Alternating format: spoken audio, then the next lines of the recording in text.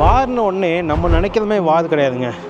அங்கங்கே military people இருப்பாங்க, சண்டை வந்து அங்கங்கே நடந்துக்கிட்டே இருக்கும், ஓடிக்கிட்டு இருப்பாங்க, பீரங்கி போயிட்டுருக்கோம்.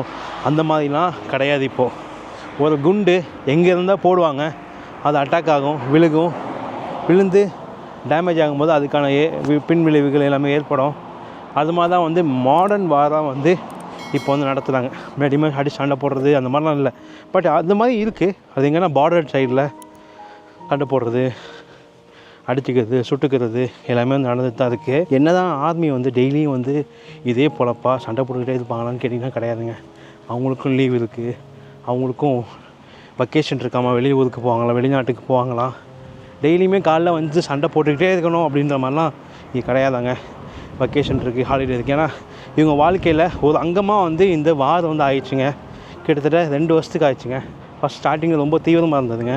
நீ பார்த்துருவீங்க நிறைய புகைப்படத்தில் நிறைய பேர் இறந்து, நிறைய இடங்களில் அப்படி கொன்று நிறையா பார்த்துருப்பீங்க. நான் நிறையா பார்த்தேன். அந்த மாதிரி இப்போ இல்லை. ஸ்டார்டிங்கில் தான் எதிர்பார்த்தா நேற்று நடந்தது. பட் இப்போ எல்லாத்துக்கும் ரெடியாக என்ன நடந்தாலும் அதை ரெடி பண்ணுறதுக்கு சரியான டீம் இருக்காங்க இங்கே.